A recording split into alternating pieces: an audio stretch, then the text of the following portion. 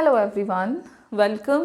Continue कर रहे हैं हम लोग अपने इस क्लास को और हम देख रहे हैं exceptions of law of demand को, जिसमें हम लोगों ने कुछ पॉइंट्स डिस्कस कर लिया। गिवन गुड्स एक्सेप्शन है लॉ ऑफ डिमांड का। स्टेटस सिंबल गुड्स जो हो गए आपके स्टेटस को दिखाने वाले गुड्स, यहाँ पे भी लॉ ऑफ डिमांड काम नहीं करेगा।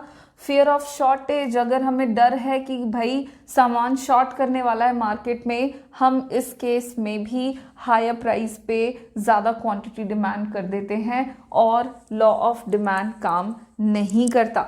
अगले पॉइंट पे बढ़ेंगे जो कि है इग्नोरेंस। इग्नोरेंस में मैं आपको बता रही थी कि बहुत सारे ऐसे कंज्यूमर्स होते हैं जो इग्नोर करते हैं, मतलब ज़्यादा ध्यान नहीं देते कि मार्केट में प्रोडक्ट जो है वो किस कीमत पे मिल रही है और वो ज़्यादा क्वांटिटी जो है वो परचेज कर लेते हैं इवन हायर प्राइस पर भी। अब किसी को कोई चीज़ की ज़रूरत है, मान लीजिए कि आपके घर पे एक फंक्शन चल रहा है, आपके घर पे पूजा चल रही है, ठीक है। पूजा में क्या हुआ है कि आपने सारी सामग्री खरीद ली है और आपने तैयारी कर ली और आप पूजा में, आपके घर पे पूजा स्टार्ट हो गई। फिर क्या हुआ कि उस पूजा के प्रोसेस में आपको पता लगा कि एक ज़रूरी चीज़ है पान का पत्ता, सपोज आप वो लाए ही नहीं, आप वो लाना भूल गए। तो आपने क्या किया कि आप चले गए बिल्कुल जल्दी जल्दी में, पंडित जी बैठे हुए थे और आपसे मांग रहे थे सामग्री। देन आपने क्या करा, आप जल्दी जल्दी में मार्केट चले गए, और मार्केट नहीं, आप अपने घर के पास ही चले गए हो और घर के सबसे नियरेस्ट जो भी दुकान आपको मिली है, आपने वहां से वो पान का पत्ता परचेज कर लिया। ईच पान का पत्ता आपको 10 रुपए का पड़ा, ठीक है। आपने 5 पान के पत्ते खरीदे और आपको ईच जो है वो 10 रुपए का पड़ा। अब 10 रुपए का 5 खरीदा तो आपने टोटल 50 रुपए पे कर दिए। यही सेम पान का पत्ता अगर आप मार्केट से जाके लेते या थोड़ी और दूरी पर आप जाते, आप कंपेयर करते, तो आपको यही पान का पत्ता जो 10 रुपए ईच मिला था वो 5 रुपए ईच का मिलता। इसी को आप 5 रुपए ईच में लेके आते और उस केस में आपको सिर्फ 25 रुपीज़ जो है वो पे करना पड़ता सेम क्वांटिटी के लिए। क्योंकि आपने ध्यान नहीं दिया, आपने इग्नोर किया, आपने सोचा ही नहीं कि हम मार्केट में जाके पहले प्राइस पता कर लें या हम जाके पहले देख लें। आपने क्या करा कि आपने अपने घर के पास से अपनी सहूलियत के हिसाब से जल्दी जल्दी में जो मिला आपने वो ले लिया। इस केस में आपने डिमांड भी ज़्यादा किया और आपने कीमत भी ज़्यादा चुकाई, ठीक है। तो यहाँ पे आपने ये क्यों किया, ज़्यादा प्राइस पे ज़्यादा क्वांटिटी क्यों डिमांड करा आपने? क्योंकि आपने इग्नोर किया, आपको पता भी था कि मार्केट में जाने से कुछ पैसे कम मिलेंगे, लेकिन आपने ध्यान नहीं दिया और आप अपने घर के पास से ही चीज़ को परचेज आपने कर लिया। इस स्थिति में आपका लॉ ऑफ डिमांड जो है वो फेल हो गया। अगर कंज्यूमर इग्नोर करेगा तो लोग जो हैं वो उससे ज़्यादा पैसा वसूल ही लेंगे, क्योंकि लोगों को पता है कि ठीक है, दुकानदार ने आपसे ज़्यादा पैसा वसूल लिया, क्योंकि उसको पता था कि आप नहीं जानते हैं कि मार्केट में ये जो सेम प्रोडक्ट है ये आपको हाफ रेट में मिल जाएगा। तो इस स्थिति में due to the ignorance law of demand जो है वो काम नहीं करता। अगर कंज्यूमर्स इग्नोर करते हैं, अगर कंज्यूमर्स ध्यान नहीं देते, तो लॉ ऑफ डिमांड जो है वो फेल हो जाता है, काम नहीं करता है। इतना ही नहीं, उसके अलावा भी और पॉइंट्स हैं, जैसे कि fashion related goods.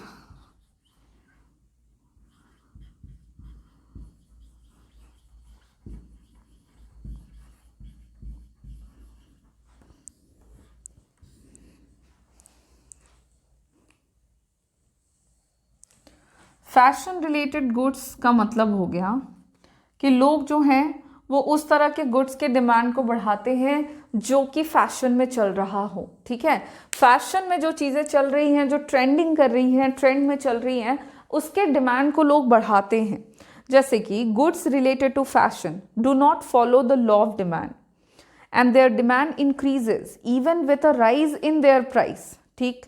For example, if any particular type of dress is in fashion, then demand for such dress will increase even if its price is high। कहने का मतलब है कि जो भी प्रोडक्ट फैशन में है हम ये नहीं देखते कि उसकी कीमत कम है या ज़्यादा है, हम बस उसको डिमांड करते हैं कि भाई ये तो ट्रेंड में चल रहा है और हमें फैशनेबल दिखना है, तो हम बिल्कुल उस प्रोडक्ट को उस हाई प्राइस पे परचेज कर लेते हैं। हमें ये नहीं सोचना, हम ये नहीं देखते कि लॉ ऑफ डिमांड काम कर रहा है कि नहीं, या हायर प्राइस पे हमने तो कम डिमांड करना है या लोअर प्राइस पे हमको ज़्यादा डिमांड करना है, हम ये नहीं देखते। हम देखते हैं कि भाई फैशन में है, हमें फैशनेबल बनना है, ले लो इसको।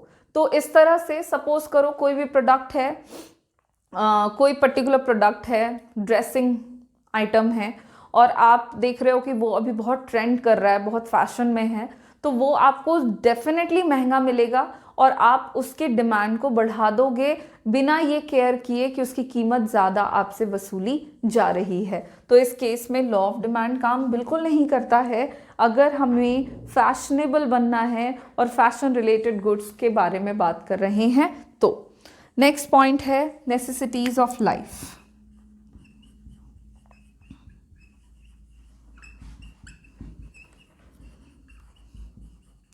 जो गुड्स आपके नेसेसिटीज़ ऑफ लाइफ में आते हैं वहाँ पे भी हमारा लॉ ऑफ डिमांड काम नहीं करता।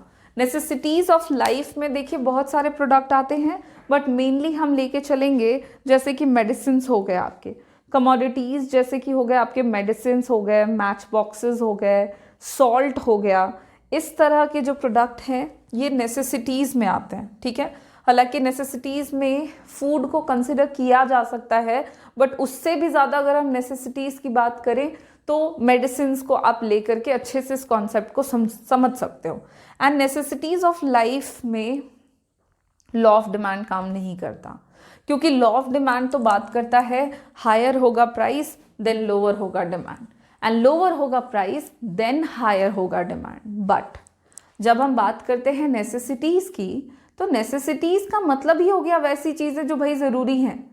अब जो चीज़ें लाइफ के लिए ज़रूरी हैं, लाइफ सेविंग मेडिसिन की बात कर लो, तो उस केस में लॉ ऑफ डिमांड काम नहीं करेगा। हम वेट नहीं करेंगे कि भाई प्राइस कम होगा तभी जान बचाएंगे, अदरवाइज अभी तो बहुत महंगी है चलो मर जाते हैं, दवाई नहीं खाते हैं, है ना, ऐसा नहीं होता है। इसी का एग्जाम्पल आप समझ लो कि ड्यूरिंग दिस कोविड पीरियड बहुत सारे लोग जो हैं वो पॉजिटिव हुए, नेगेटिव हुए।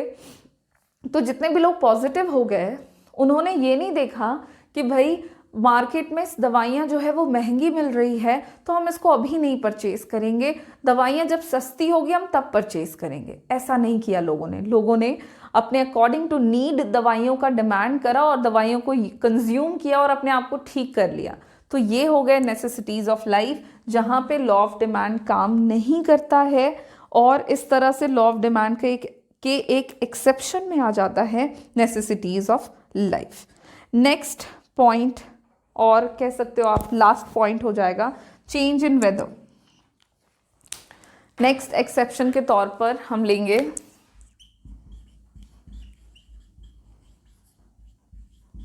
Change in weather. ठीक है, चेंज इन वेदर में क्या है कि अगर वेदर चेंज करता है, सीजन चेंज होता है, तो डिमांड जो होता है फॉर सर्टेन कमोडिटी वो भी चेंज होता है, और irrespective of any change in their price.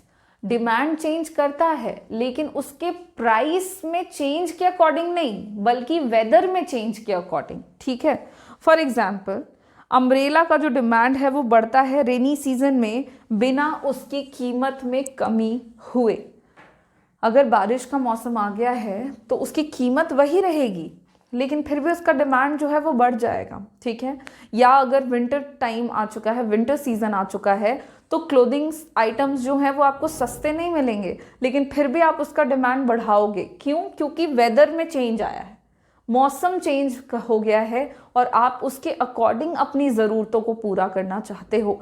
तो लोग समटाइम्स डिमांड चेंज कर देते हैं वेदर में चेंज होने के कारण, न कि गुड्स एंड सर्विसेज की कीमतों में परिवर्तन होने के कारण, और इसकी वजह से आपको लॉ ऑफ डिमांड जो है वो देखने को मिलता है कि उसके एक्सेप्शंस में ये आ जाता है, बिकॉज यहाँ पे प्राइस में कोई कमी नहीं हुई, फिर भी हमने डिमांड को क्या किया, बढ़ा दिया, और हो सकता है कि according to weather season change हो गया है, मैं सेलर हूँ तो अपने फ़ायदे के लिए मैं कीमत बढ़ा दूंगी, बट क्योंकि लोगों को ज़रूरत है तो लोग हायर प्राइस पर भी उस प्रोडक्ट को क्या करेंगे, डिमांड करेंगे।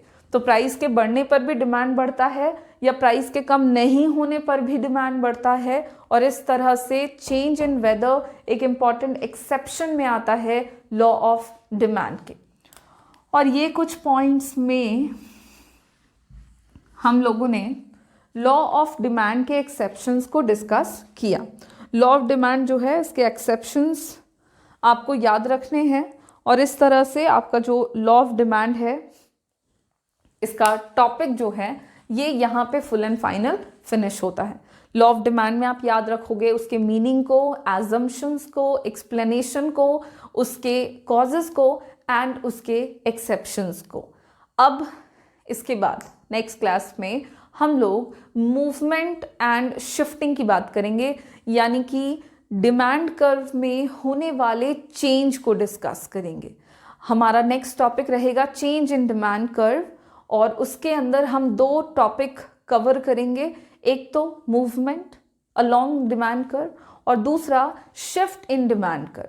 और ये दोनों टॉपिक में हम लोग वन बाय वन करके बातें करेंगे, उसके मीनिंग को डिस्कस करेंगे। सबसे पहले मूवमेंट डिस्कस करेंगे तो उसके मीनिंग को डिस्कस करेंगे, उसके कॉजेस को डिस्कस करेंगे, और हम देखेंगे उसको एक्सप्लेन करके टेबल और डायग्राम की मदद से।